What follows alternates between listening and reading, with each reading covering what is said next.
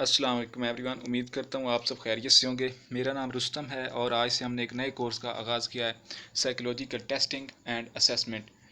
Psychological testing and assessment बहुत famous branch है psychology की और एक वसी पैमाने पर यूज़ होने वाला एरिया है। ठीक है, तो आज हम इसका बेसिक्स पढ़ेंगे। आज हमारा पहला लेक्चर है, तो इंट्रोडक्शन पढ़ेंगे। Basically psychological testing and assessment होता क्या है। तो यहाँ पे कोहन की डेफिनेशन है psychological testing. We define psychological testing as the purpose of measurement psychology related variables by means of devices or procedures designed to obtain a sample of behavior. देखें psychology basically क्या है। ये psychology एक ऐसी social science है जो behaviour का मुताला करती है। अब देखें, कोई भी चीज़ है तो उसकी हम पैमाइश करते हैं, उसके कुछ पैमाने होते हैं। पैमाइश करने के बाद फिर हम उसको उसको डील करते हैं। कितनी मिकदार में हमने दूध लेना है, कितनी मिकदार में हमने दही लेना है, कितनी मिकदार में हमने चीनी लेनी है, घी लेना है। तो ये सारी चीज़ें, इनके कुछ पैमाने होते हैं। इसी तरह अब बिहेवियर है तो उसको कैसे मेजर किया जाए, उसे कैसे चेक किया जाए, इसके प्रॉब्लम्स क्या हैं। इसी तरह इनको मेजर करने के लिए, चेक करने के लिए, मसाइल को देखने के लिए कुछ टेस्ट लिए जाते हैं। तो इस पूरी ब्रांच में उनका हवाला होता है, कौन से टेस्ट होते हैं, किस चीज़ को मेजर करते हैं। ठीक है, तो इसी तरह क्योंकि आजकल जो ट्रेंड है मेडिकल की फील्ड में टेस्टिंग का ज़्यादा है। टेस्ट से आप फिर बीमारी को देख सकते हैं, उसको डायग्नोस कर सकते हैं, चेक कर सकते हैं और फिर उसका सलूशन बता सकते हैं। ठीक है, तो basically test and psychological test में क्या फ़र्क है ये जानते हैं। मेजरमेंट डिवाइस, टेस्ट क्या है, एक डिवाइस है। A measurement device or technique use to quantify behavior in the understanding and prediction of behavior. यानी एक क्वान्टिफाई किया जाता है बिहेवियर को और प्रिडिक्ट किया जाता है कि ये बिहेवियर क्या कर सकता है। एक टेस्ट एक ऐसी टेक्निक है। ठीक है, अब साइकोलॉजिकल टेस्ट क्या होता है। Psychological test is a test of items designed to measure characteristics of human beings that certain to behavior। तो बिहेवियर दो किस्म के होते हैं, एक ओवरेट बिहेवियर होता है और दूसरा कवर बिहेवियर होता है। ओवरेट जो ऑब्जर्वेबल बिहेवियर होता है, जो नज़र आ रहा होता है, जो ऑब्जर्व किया जा रहा होता है। और कवर कुछ विद इन बिहेवियर्स होते हैं, इनसाइड होते हैं। उनको भी फिर साइकोलॉजिस्ट निकालते हैं। ऐसे टेस्ट भी होते हैं जो विद इन बिहेवियर्स को भी चेक करते हैं। ठीक है, दूसरी टर्मिनोलॉजी यहाँ पे यूज़ हुई है असेसमेंट। अब ये बात ज़हन में रहे कि टेस्ट एक अम्ब्रेला टर्म है, असेसमेंट उसके अंदर एक कैटेगरी आ जाती है। Assessment is a systematic process of documenting and using empirical data on the knowledge, skill, attitudes and beliefs to refine programs and improve student learning। Psychological assessment क्या होती है। Psychological assessment is a process of testing that usage a combination of techniques to help arrive at some hypothesis about a person and their behavior, personality and capabilities। Psychological evaluation that is accomplished through the use of tools such as tests, interviews, case studies, observation and specially designed apparatuses and measurement procedures।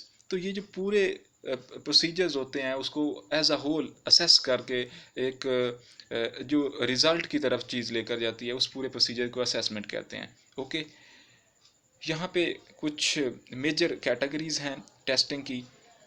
Ability testing होती है। ठीक है, personality testing या personality test होते हैं और neuropsychological test होते हैं। हम इनको जानते हैं। एबिलिटी क्या होते हैं। एबिलिटी की मेजर 3 कैटेगरीज हैं। Intelligence test, intelligence test measures a person's general potential to solve problem, adapt to normal situation and profit from experience। ये बेसिक इंटेलिजेंस यानी उसका जो एबिलिटीज़ हैं, पोटेंशियल्स हैं और वो माहौल के मुताबिक ख़ुद को कैसे डाल लेता है, उसमें कितनी सलाहियत है कि वो जो जदीद तकाज़े हैं, जिद्दत माहौल तब्दील होता है, उसके अलावा सिविलाइजेशंस तब्दील होती हैं, तो वो ख़ुद को कैसे उनमें डाल लेता है।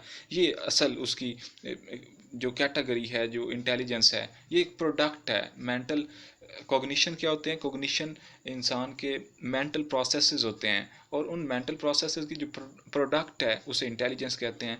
अब ये मुख्तलिफ़ किस्म की इसकी आगे टाइप्स होती हैं, इसको भी हम डिटेल में पढ़ेंगे। यहाँ पे कुछ फेमस इंटेलिजेंस के टेस्ट हैं। Stanford Binet intelligence scale, Wechsler adult intelligence scale, Raven progressive matrices. Okay, दूसरी एबिलिटी टेस्टिंग की कैटेगरी है एप्टीट्यूड टेस्ट। एप्टीट्यूड क्या होते हैं? Tendency to behave something, to measure an individuals aptitude in the field of verbal reasoning, numerical ability, abstract reasoning, clerical speed and accuracy, spelling and language usage, etc. Okay, यहाँ इसका जो famous test है वो है DAT, differential aptitude test. इसके अंदर इसकी काफ़ी कैटेगरीज हैं।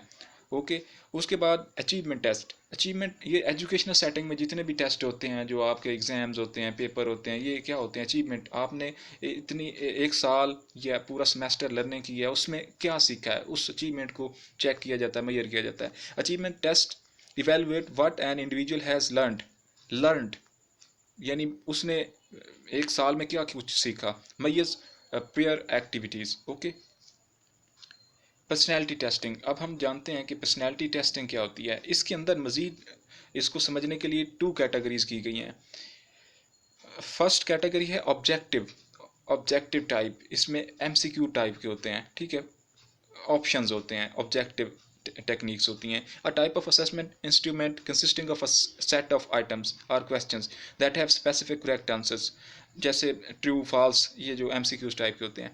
दूसरे प्रोजेक्टिव टेक्निक्स होती हैं। Projective test are the personality test design to let a person respond to ambiguous stimuli, यानी जो प्रोजेक्टिव टेक्निक्स होती हैं, अगर हम यूँ कह लें कि ये अनकॉन्शियस का जो विद इन बिहेवियर होता है, उसको स्टडी करने के लिए यूज़ किए जाते हैं। जबकि जो ऑब्जेक्टिव टेक्निक्स होती हैं, ये जो पर्सनालिटी, जो ओवरेट बिहेवियर होता है, उसको मेजर करने के लिए यूज़ किया जाता है, ठीक है। तो प्रोजेक्टिव में ड्राइंग्स, फोटोग्राफ्स, इस तरह की कैटेगरीज आती हैं। यहाँ पे कुछ फेमस पर्सनालिटी टेस्ट हैं, इनको हम आगे डिटेल में इंशाल्लाह पढ़ेंगे।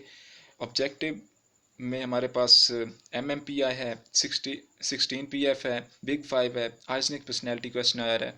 और प्रोजेक्टिव में हमारे पास TAT है, रोशॉक टेस्ट है, HTP, house tree person sentence completion test. Okay, तो नेक्स्ट हमारे पास है neuro psychological test. Neuro psychological test are specially design tasks that are used to measure a psychological function known to be linked to a particular brain structure or pathway. Neuro name से issue हो रहा है, यानी जो brain के अंदर कुछ issues होते हैं। अब साइकोलॉजिस्ट के पास कुछ ऐसे क्लाइंट्स आ जाते हैं जिनको मसाइल होते हैं, तो साइकोलॉजिस्ट पहले देखता है शायद इसके ब्रेन में कोई इंजरी हो, शायद ऐसा प्रॉब्लम हो, तो मैं इसको टेक्निक्स या थेरेपीज़ या इस तरह बताता रहूँ तो वो तो गलत चीज़ है। शायद इसके ब्रेन में कोई ऐसा फंक्शन हो जो ख़राब हो, तो उसको देखने के लिए फिर इस तरह के टेस्ट करवाए जाते हैं, ठीक है। यहाँ पे कुछ फेमस टेस्ट हैं, इनको भी आगे हम जाकर पढ़ेंगे। Halstead battery, Luria Nebraska battery, neurological functioning inventory. Okay, तो यहाँ पे एक और मेन हेडिंग है एप्लीकेशन, यानी टेस्ट तो होते हैं, अब इनकी सेटिंग, एप्लीकेशन कहाँ कहाँ पे होती है। तो क्लिनिकल सेटिंग, मेजर वसी पैमाने पर क्लिनिकल के जितने भी मसाइल होते हैं, किसी भी mentally problems, personality problems, depression, anxiety, उन चीज़ों को देखने के लिए टेस्ट लिए जाते हैं, ताकि उसके रेशो का पता चलाया जा सके कि बीमारी किस हद तक है, किस दर्जे तक है, अब इसको किस तरह से डील किया जाए। तो ये क्लिनिकल सेटिंग में अप्लाई किए जाते हैं। काउंसलिंग में इनको अप्लाई किया जाता है। एजुकेशनल सेटिंग में अप्लाई किया जाता है। एजुकेशनल सेटिंग में ये जितने आप देखते हैं कितने वसी पैमाने पर टेस्टिंग होती है। ऑर्गेनाइजेशनल सेटिंग में जो वर्कर है उसकी कितनी प्रोडक्टिविटी है और उसको कौन सा ओहदा देना चाहिए, उसके एजुकेशनल ये जो टेस्ट होते हैं, इंटेलिजेंस टेस्ट होते हैं, इस बंदे की कितनी इंटेलिजेंस है, उस बुनियाद पर उसे जॉब मिलती है। तो ये सारी इसकी सेटिंग्स हैं, इसकी यूजेस हैं। ओके, तो ये आज का हमारा इंट्रो था इस टॉपिक का। उम्मीद करता हूँ आप सबके लिए काफ़ी हेल्प हो रहा होगा। स्लाइड का लिंक आपको डिस्क्रिप्शन में मिल जाएगा। इसके अलावा एक लाइब्रेरी का भी आपको, ऑनलाइन लाइब्रेरी का लिंक भी मिल जाएगा, आप उसको इनरोल करें और इन्जॉय करें। वहाँ पे आपको बहुत सारा मटेरियल साइकोलॉजी से रिलेटेड मिल जाएगा। Okay, finally thanks.